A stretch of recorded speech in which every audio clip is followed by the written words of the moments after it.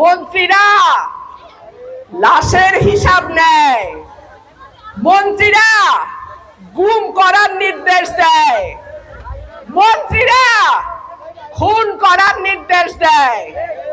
আমার বোনের কাছ থেকে আমার ভাইকে তুলে নিয়ে যায়, আমার ভাইয়ের কাছ থেকে আমার বাবাকে, আমার চাচাকে তারা গুম করে।